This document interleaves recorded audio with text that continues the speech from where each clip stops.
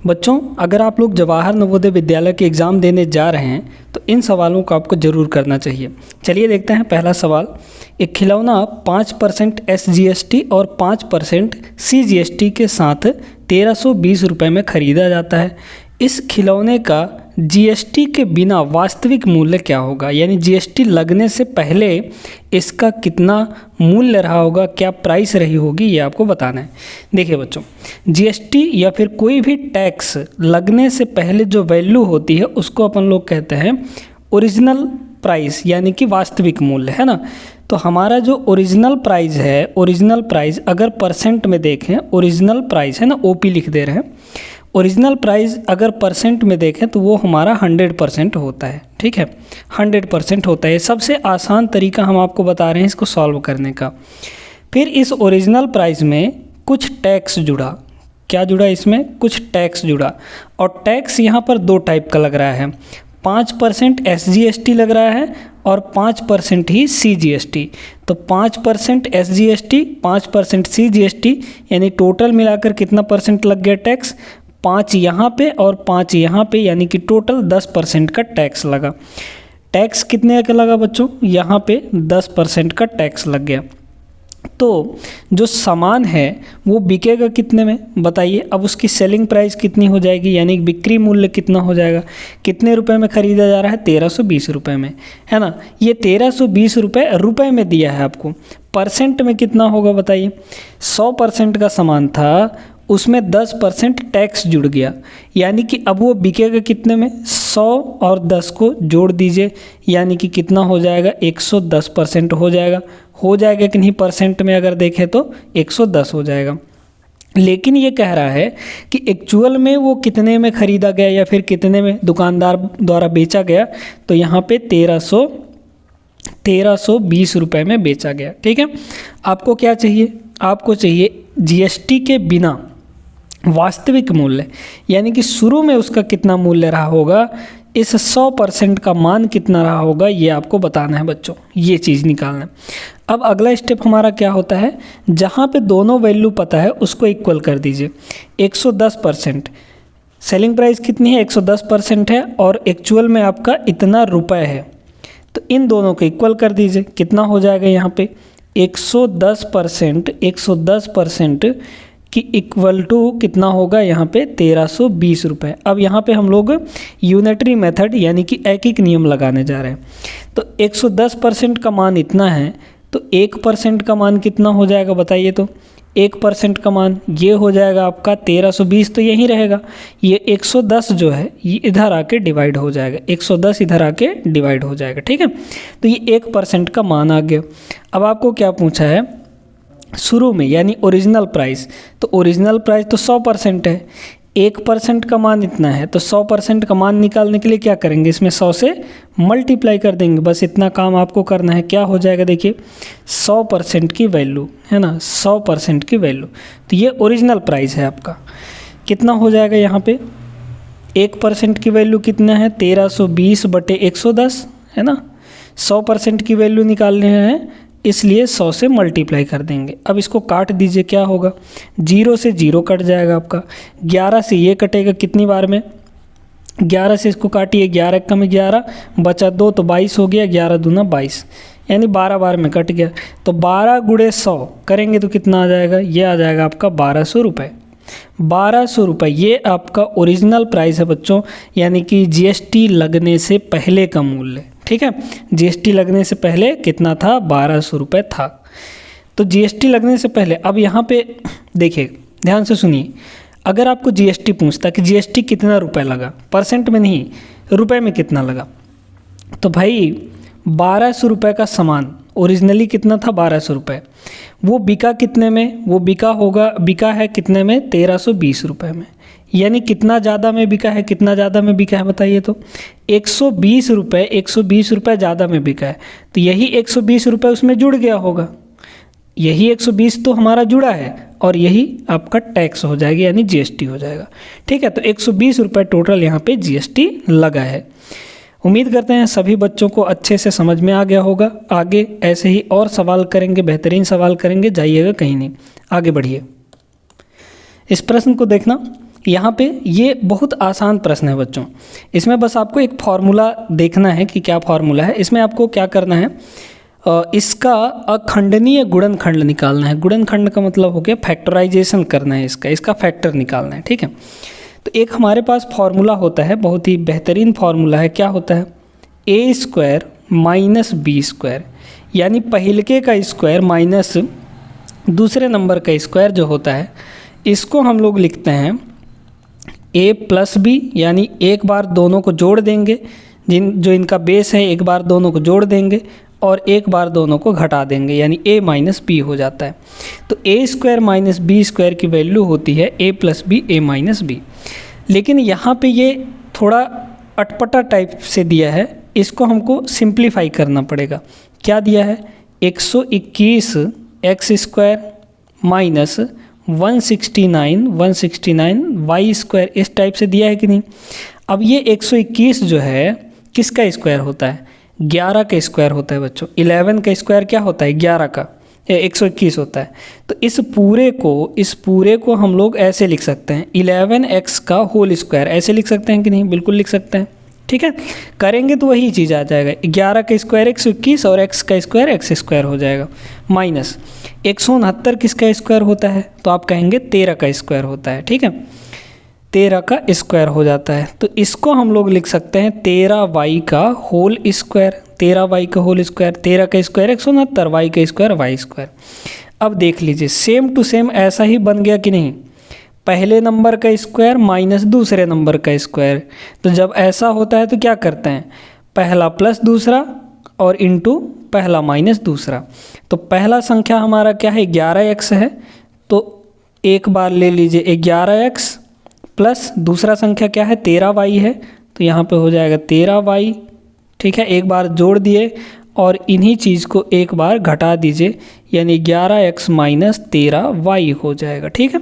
कितना आसान है, बहुत आसानी से हो गया। ऑप्शन नंबर ए यहाँ पे बिल्कुल सही उत्तर बन जाएगा, ठीक है। तो इस तरीके से करना है सवालों को। आगे बढ़ते हैं, अगले प्रश्न में ऐसे ही अच्छे अच्छे सवालों को करेंगे। और ये सारे सवाल आपके पिछले सालों में पूछे गए जवाहर नवोदय विद्यालय प्रवेश परीक्षा के ही सवाल हैं और कहीं से नहीं लिए गए हैं सवाल, ठीक है ना। तो ऐसे ही सवाल बनते हैं बच्चों, इस कॉन्सेप्ट पर तो हमेशा सवाल बनता है ना, इसको अच्छे से समझ लीजिए। इसके और भी क्वेश्चन करते हैं, चलिए देखिएगा। इसको देखने में तो ये बड़ा सिंपल सा लग रहा होगा, आपको लग रहा होगा कि 999 के स्क्वायर करना है, 995 के स्क्वायर करना है, उन दोनों को घटा देना है तो आंसर आ जाएगा। लेकिन इतना करने में आपको बहुत ज़्यादा समय लगेगा, तो ऐसा आपको नहीं करना है। थोड़ा सा सोचिए इस चीज़ को। क्या दिया है आपके पास, दिया है 999 इसका स्क्वायर और माइनस 995 इसका स्क्वायर, यही तो दिया गया है। अब हमको पता है कि जब एक नंबर का स्क्वायर माइनस दूसरे नंबर का स्क्वायर होता है तो इसके लिए एक फॉर्मूला जानते हैं हम लोग। क्या जानते हैं, यहाँ पे एक बार दोनों को जोड़ देते हैं, एक बार दोनों को घटा देते हैं, यही काम तो करते हैं। यानी ये कितना हो जाएगा, एक बार दोनों को जोड़िए, यानी कि 999 और प्लस 995, ठीक है। एक बार दोनों को जोड़ दिए और एक बार दोनों को घटा देंगे, यानी ये हो जाएगा 999 और माइनस 995। अब ये आसान हो जाएगा बच्चों।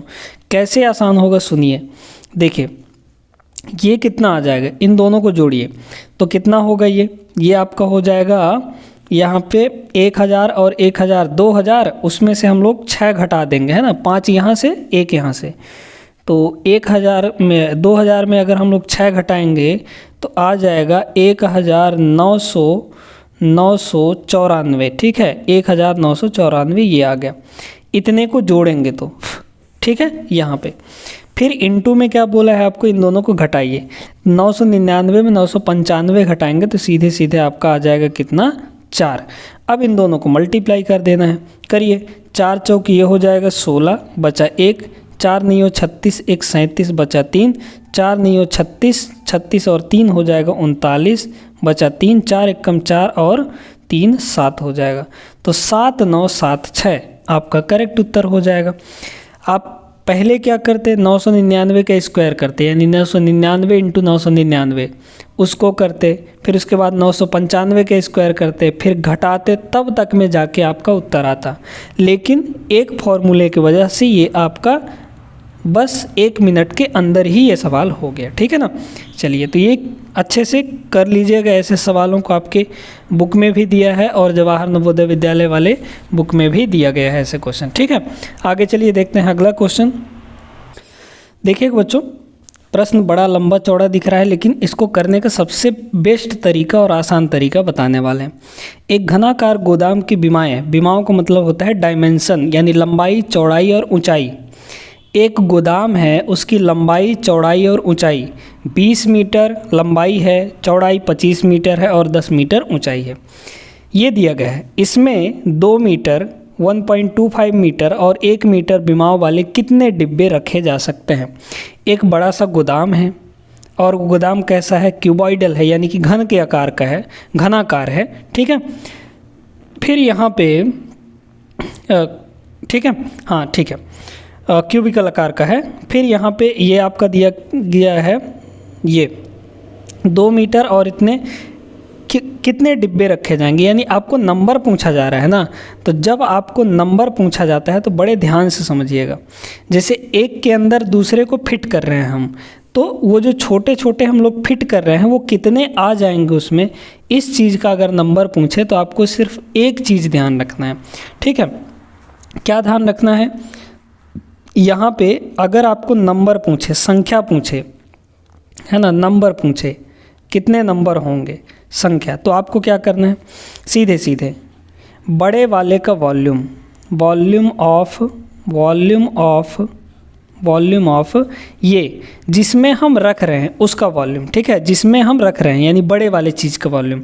तो बड़ा वाला हमारा क्या है, यहाँ पे गोदाम है ना। तो वॉल्यूम ऑफ गोडाउन, ठीक है, गोडाउन, और डिवाइड कर देते हैं हम लोग छोटे वाले का वॉल्यूम। छोटे वाला वॉल्यूम का मतलब होता है आयतन, है ना। छोटा वाला वॉल्यूम किसको रख रहे हैं, डिब्बे को रख रहे हैं ना, तो छोटा छोटा डिब्बा होगा। तो यहाँ पे कर देंगे वॉल्यूम ऑफ बॉक्स, ठीक है, यानी डिब्बा। चलिए, तो देखिए अब यहाँ पे ये किस आकार में है, घनाभाकार में है, यानी क्यूबॉइडल आकार में है। तो इनका जो मल्टीप्लाई है वही इनका क्या होगा, आयतन हो जाएगा। आयतन आप लोग जानते हैं कि L into b into h होता है ना। ये वॉल्यूम है, तो वॉल्यूम कितना हो जाएगा बताइए। ये लेंथ है, ये ब्रेड्थ है और ये हाइट है आपका। तो लेंथ, ब्रेड्थ, हाइट तीनों को मल्टीप्लाई कर देंगे, 20 इंटू 25 इंटू 10। ये हो गया किसका, यहाँ पे बड़े वाले का, गोडाउन का आयतन हो गया। डिवाइड में यहाँ पे डिब्बे का आयतन ले लेंगे, फिर से इन तीनों को मल्टीप्लाई कर दीजिए, लेंथ, ब्रेड्थ और हाइट, इसका भी मल्टीप्लाई हो जाएगा, यानी 2 इंटू 1.25 और इंटू 1। अब इसको सिंप्लीफाई करना है, यानी सॉल्व करना है, और सॉल्व करते ही आपका आंसर आ जाएगा। देखिएगा कैसे करेंगे। यहाँ पे पहले तो जब हम पॉइंट हटाएंगे तो नीचे का पॉइंट हटाएंगे तो ऊपर में 2 जीरो लगेगा। क्यों, क्योंकि यहाँ पे 2 अंक है। पॉइंट के बाद जब 2 अंक होता है तो ऊपर जाके 2 जीरो एक्स्ट्रा लग जाते हैं। पहले ऊपर वाले को मल्टीप्लाई करते हैं, कितना होगा, या फिर मल्टीप्लाई मत करिए, ऐसे ही रहने दीजिए। कितना हो जाएगा, 20 इंटू 25 और इंटू 10, ठीक है, डिवाइड। यहाँ पे कितना है, 2 इंटू 1.25। अच्छा, अब पॉइंट हटा रहे हैं, देखिएगा पॉइंट हटा के डायरेक्ट लिख रहे हैं 125 और इंटू 1। अब नीचे पॉइंट हटाए हैं तो ऊपर में क्या लगेगा, 2 जीरो लगेगा, क्योंकि पॉइंट के बाद 2 अंक है, ठीक है। बस ऐसे कर देंगे। अब काटेंगे, कितना हो जाएगा, 25 से 25 5 बार में ये कट जाएगा, ठीक है, 5 बार में कट गया ये, है ना। 2 से ये कितनी बार में कटेगा, 10 बार में कटेगा। फिर 5 से ये 2 बार में कट जाएगा, तो 2 का गुणा 1000 में करेंगे, कितना आ जाएगा बच्चों, सीधे सीधे ये आपका 2000 आ जाएगा। डिवाइड में तो 1 है, 1 का तो कोई मतलब नहीं है, उतना ही आता है डिवाइड करेंगे 1 से। तो 2000 इसका करेक्ट आंसर होगा। ऑप्शन नंबर ए यहाँ पे बिल्कुल सही उत्तर बन जाएगा आपका, ठीक है ना। चलिए, तो ये अच्छे से समझ में सभी बच्चों को आ गया होगा। आगे हम लोग चलेंगे, अगले प्रश्न को देखते हैं। देखिए बच्चों, इस प्रश्न को देखिएगा। एक ड्रम में 250 लीटर तेल था, 5% तेल रिसने के कारण बर्बाद हो गया। ड्रम में अब कितना तेल बचा है ये आपको बताना है। 5% तेल जो है वो ख़राब हो गया, यानी कि बह गया है ना, ऐसा समझ सकते हैं। तेल कितना था ड्रम में? 250 लीटर। ठीक है, तेल कितना था? 250 लीटर। अब कोई भी वैल्यू जो होती है अगर वो टोटल है तो टोटल कितना होता है? ये आपका क्या है? ये आपका 100% के बराबर है। कितना है बच्चों? 100% है ना। ये कोई भी वैल्यू टोटल जो होती है, टोटल 100% होती है। उसमें से क्या कह रहा है? 5% आपका ख़राब हो गया, उसमें से 5% बह गया। तो 100% में 5% जब बह गया तो कितना बचा होगा? 95% बचा होगा। 100 में 5 को घटा देंगे, कितना आ जाएगा? 95% आया होगा। किसका 95% बचा होगा? इस ओरिजिनल का ही ना, जितना तेल था उसी का 95% बचा होगा, है ना। तो इसी का 250 का मतलब क्या होता है? हम ऐसे लिख रहे हैं 250 का कितना निकाल देंगे हम लोग? कितना बचा हुआ है? 95% बचा हुआ है। इतना तेल बचा हुआ है। अब इसको सॉल्व करना है। तो 250 और का मतलब होता है मल्टीप्लाई, और ये हो जाएगा 95, और परसेंट हटाएंगे तो डिवाइड में आ जाएगा आपका कितना? 100 आ जाएगा। ठीक है बच्चों, इतना समझ में आ गया। अब सुनिए, काटिए। यहाँ पे आपको काटना है, ठीक है। काटेंगे तो कितना होगा? दोनों को 5 से काट दीजिए। 5 से इसको काटेंगे हम लोग तो कितना हो जाएगा? ये हो जाएगा आपका 19। ठीक है, 5 से इसको काटेंगे तो ये हो जाएगा आपका 20। 20 पंचे 100 होता है। 0 से 0 ख़त्म, यहाँ पे 0 से 0 ख़त्म हो गया, है ना। 19 को 25 से मल्टीप्लाई कर दीजिए और डिवाइड 2 कर दीजिए, करिए यहाँ पे। तो कितना हो जाएगा आपका? 19 पंचे 95, 95 का हो गया 5, बचा आपका 9, फिर 19 दूना 38, 38 और 9 47 हो जाएगा, यानी 475 हो गया ये। ठीक है, और डिवाइड में कितना हो जाएगा? 2 हो जाएगा। इसको डिवाइड करना है, कितना आएगा बताइए। तो यहाँ पे ये आ जाएगा 2 दूना 4, है ना, 2 3 6, बचा 1, 2 7 14, फिर बचा 1 और 0.5, तो 237.5 लीटर इतना तेल अब बचा होगा। ऑप्शन नंबर सी करेक्ट हो जाएगा यहाँ पे। ये सबसे आसान तरीका है, सबसे ट्रिकी तरीका है जो आपको हम यहाँ पे बताए हैं, ठीक है ना। तो उम्मीद करते हैं कि सारे प्रश्न अच्छे से क्लियर हो गए होंगे। इसी टाइप के प्रश्न आपके एग्ज़ाम में पूछे जाएंगे। हो ना हो कहीं यही सवाल उठा के दे दे और आप पछताते रह जाएं, तो ऐसे सवालों को अच्छे से कर लीजिए, ठीक है। चलिए मिलेंगे हम लोग नेक्स्ट क्लास में ऐसे ही महत्वपूर्ण प्रश्न लेकर, जो कि आपके जवाहर नवोदय विद्यालय एग्ज़ाम में पूछे जाएंगे और पूछे जा सकते हैं। तब तक के लिए जय हिंद।